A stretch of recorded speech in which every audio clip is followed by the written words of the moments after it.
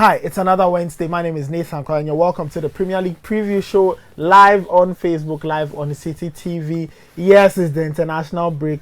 Don't worry, the Premier League still lives and will live through this weekend and it will come back on the next. So you are live. Drop your comments in the comment section. I'll go through as many of them as I can between now and the end of the show. Remember that the Premier League Preview Show is live and is brought to you by Betway and Premium Bank and proudly supported by Vodafone, Slide Pay and Guinness. We'll take a short break. When we come back, we'll discuss the only story making sense and making round in the Premier League: the exit of Slaven Bilic and the entrance of David Moyes.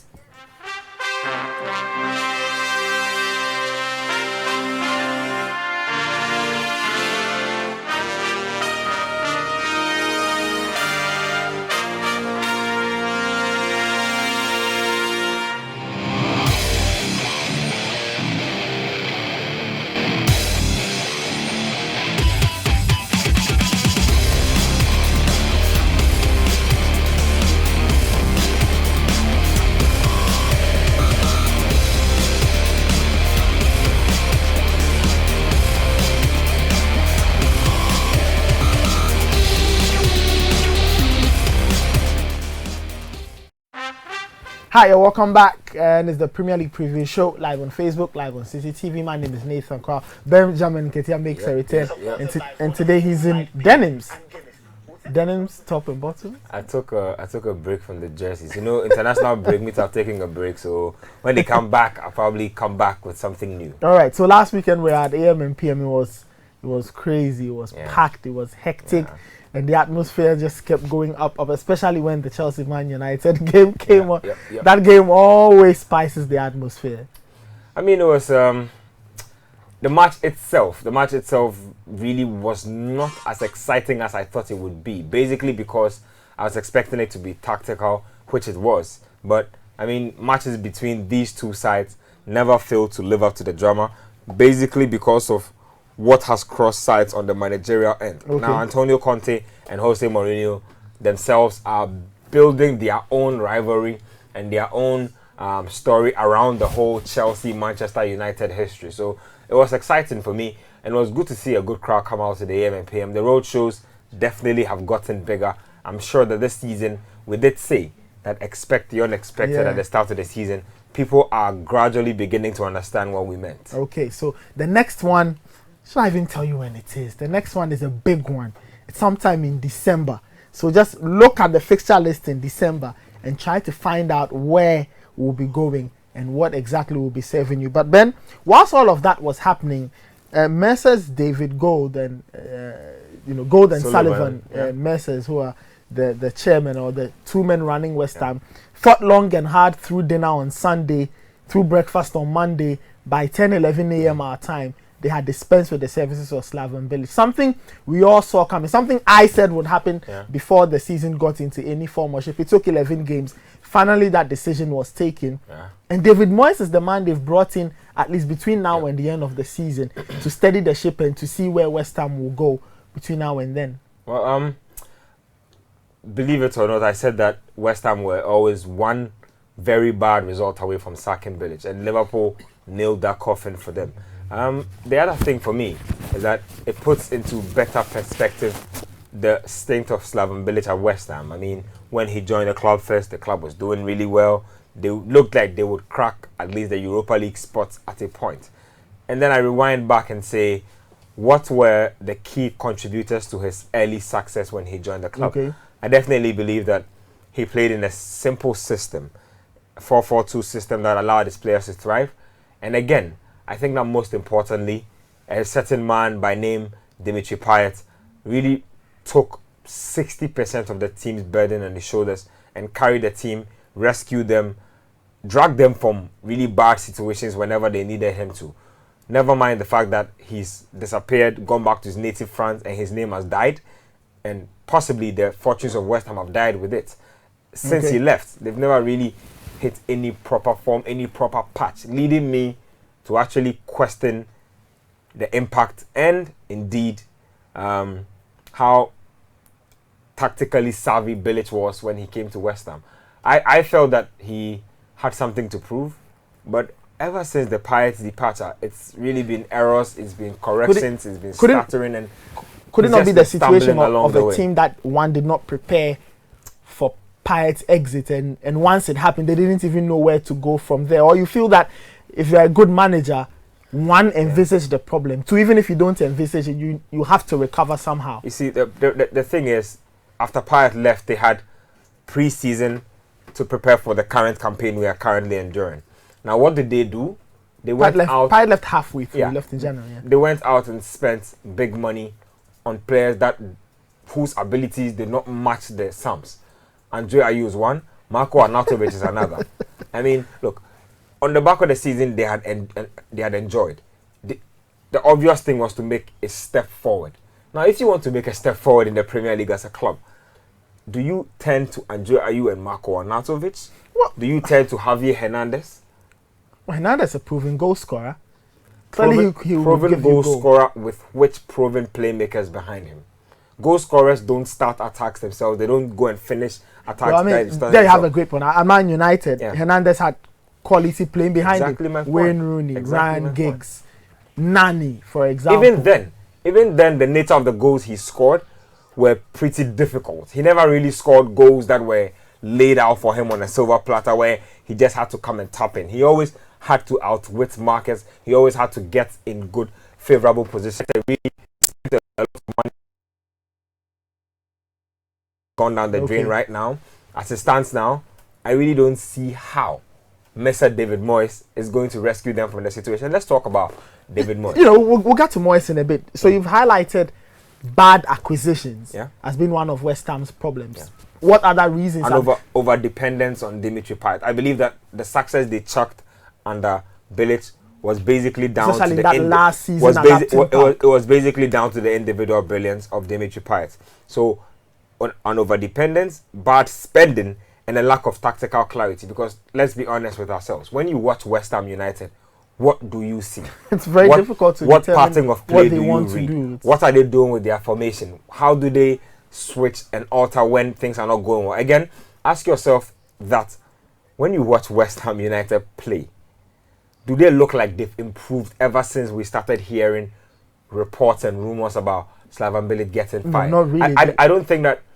I think as a manager, he might have possibly done his best to have tweaked training methods, to have possibly delivered a few motivational speeches in the dressing room. But I never ever saw desire from his players. I never saw an upliftment in their performance. There was only one odd performance when they beat Spurs in the Cup 3-2 at Wembley. But it's odd that they couldn't kick on from there. They couldn't pick up the pieces and say, this is the markup. Sorry. This is how we should play. Yeah. This is what we can achieve if we believe and go out and work hard. It just didn't work well. But what about Manuel Lanzini? I'm of the opinion that when Payet left, Lanzini should have been the man for them. But he was never around, either through injury or through bad performance. Somehow, West Ham didn't have anybody on the pitch guiding them. Let me tell you what I think about Lanzini. And the issue with Lanzini, I believe, is peculiar with a lot of other players in the world. So he's flamboyant. He's Argentine. He has, on a technique scale, I would rate him, say, an 8/10.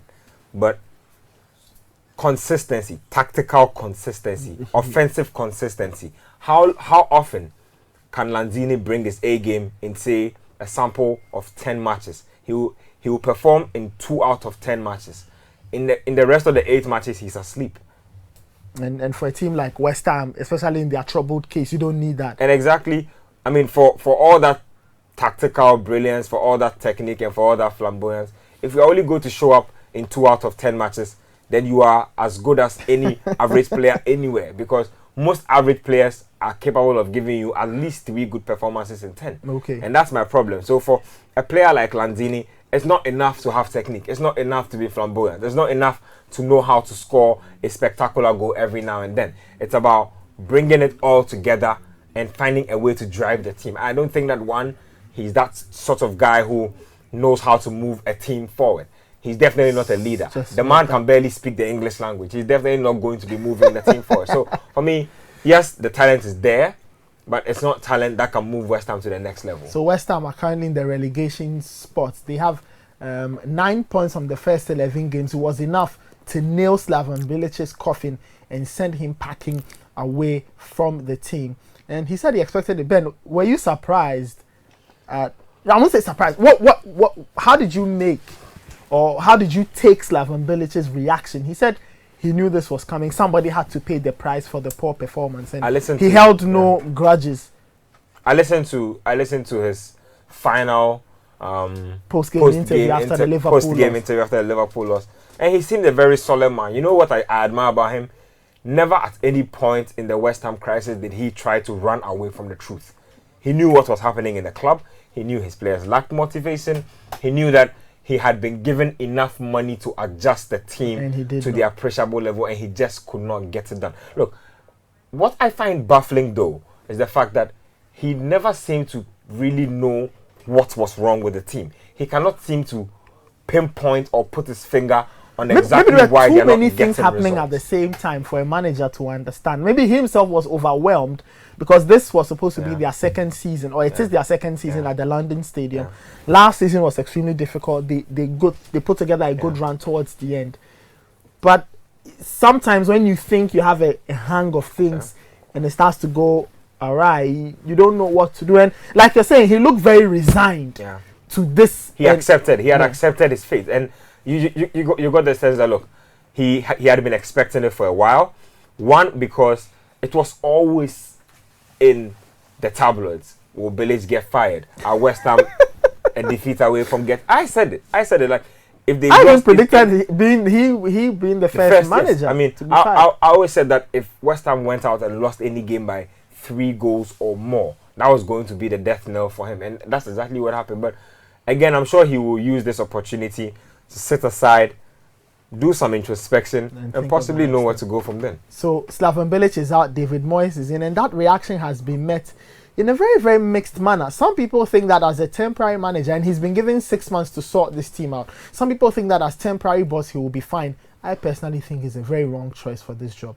Get somebody in on a longer term and get it going. And people will say, it's because of my Manchester United affiliations. Ben, what do you make of that? And David Gold, again, co-chairman of West Ham, saying, he said earlier, and we played that clip earlier in the day, that David Moyes was the best man available for this job, and they believe that his experience can guide this team. He's already taken charge of 2 training sessions, one yesterday and one this morning.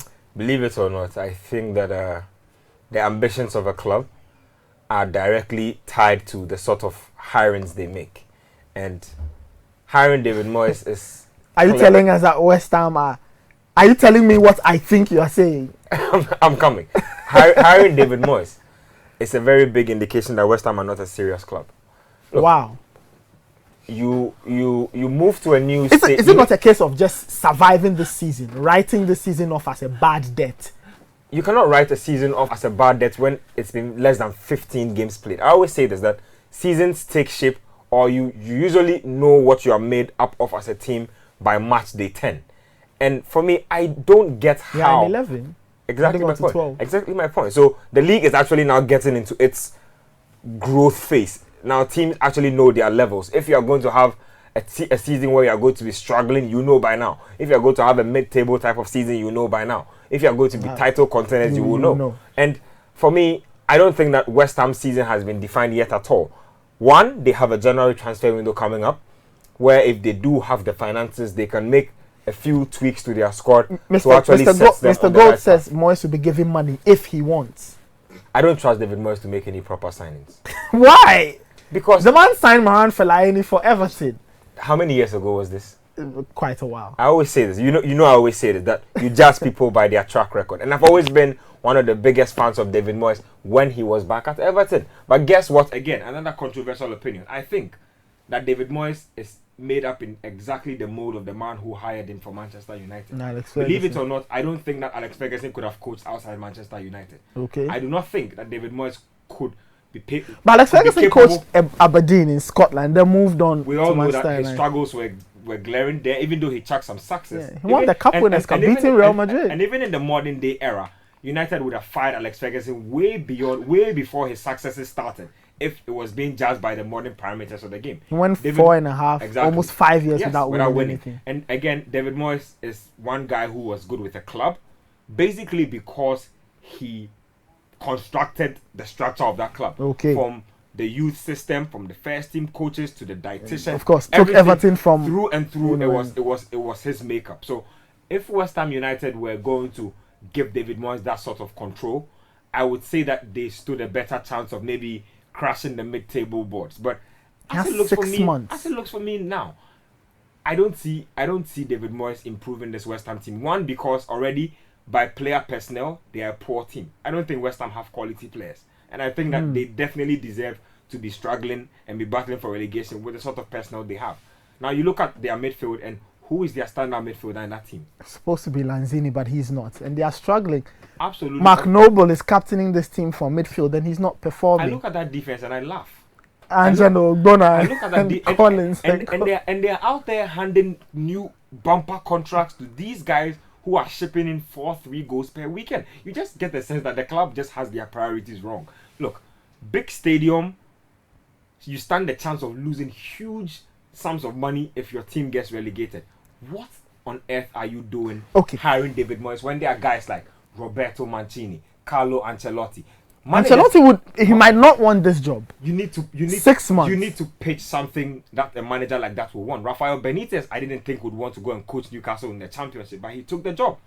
It depends on how favorable the terms you are giving the manager is. Again, hiring David Moyes. Remember when Swansea City hired Bob Bradley? I told you. I told you it was suicide before it started. This looks exactly like that to me. Wow, David Moyes not getting the vote of confidence. I thought my votes were bad. Benjamin is not even walking to the polling center at all to even drop a vote. So that's what's going on. Let me read a few of your comments and then we'll take a break. When we come back, we'll ask ourselves what all of this means for our very good friend Andre Ayew. There's a new manager in, and now players need to audition for places in the starting 11. Okay, so Amani Mutalatanko says, I couldn't see Moyes at West Ham. Amani, you are not alone. I couldn't even see him anywhere.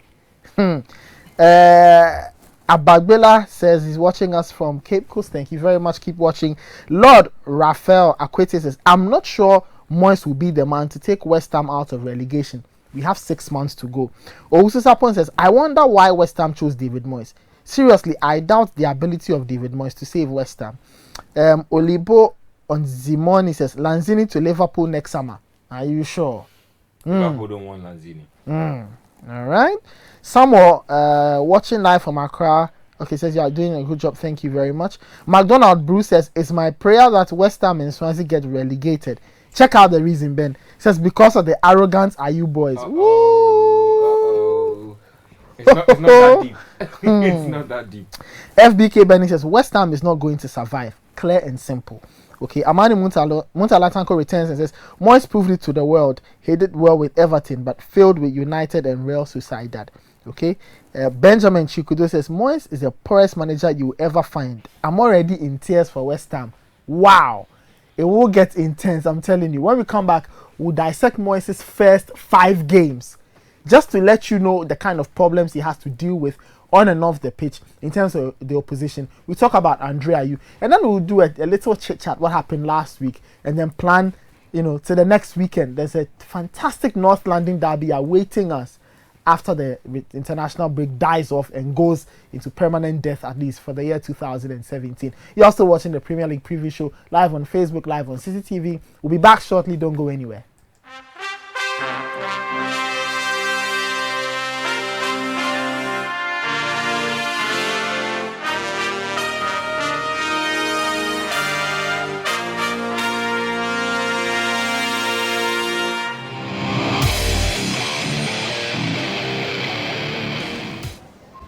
They'll go with a 4-4-2 diamond formation for that early lead.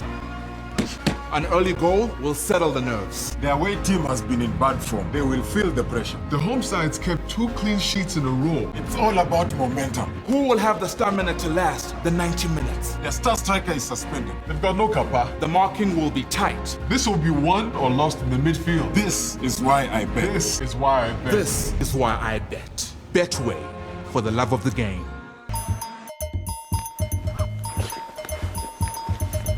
Inside the last minute of the opening 45 here. And, Scores. 1. Who? Red. Blue. What? Scores! What a way to finish the first half!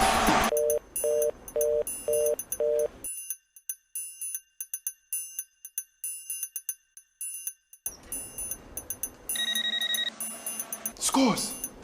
Halftime. Scores!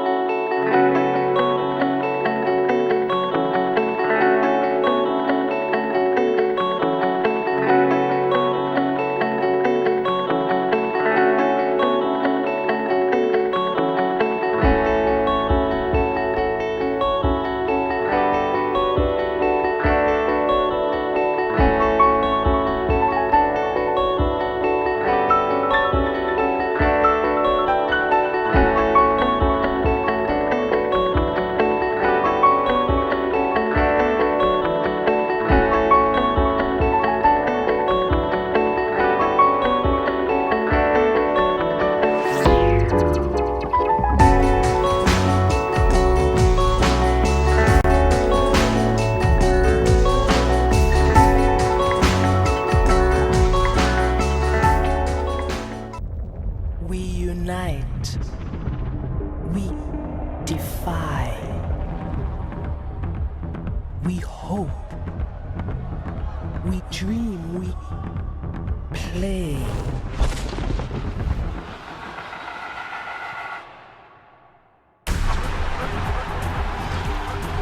We are fire in our hearts. We are made of black.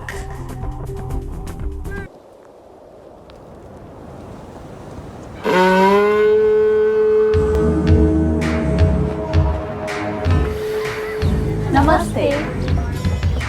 Hell's down heaven now, living in the same town, trying to find something new. This ain't right. It's no good. No good. Hey. Hello, I'm home.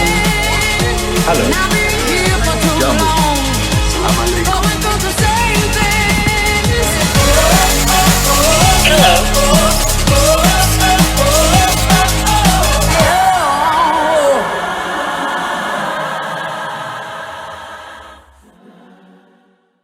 Welcome back. It's the Premier League Preview Show right here on City TV Live on Facebook. My name is Nathan Kwa, and the show is proudly brought to you by Betway Premium Bank and proudly supported by SlidePay, Vodafone, and Guinness. So we are talking about David Moyes. Now, Slaven Bilic is part of history. I'm sure he will get back to Croatia and enjoy the sun. It's quite sunny in Croatia. He'll see where he will go next. But then just before we leave, we'll touch on Everton because they seem to be in this similar situation. They don't know who to employ. I'll get your brief thoughts on that. But this is what David Moyes has to deal with when the international break goes away. His first game is against Watford. Then he takes on Leicester. Then he faces Everton, Chelsea, and Arsenal. Then David Moyes' first 5 games.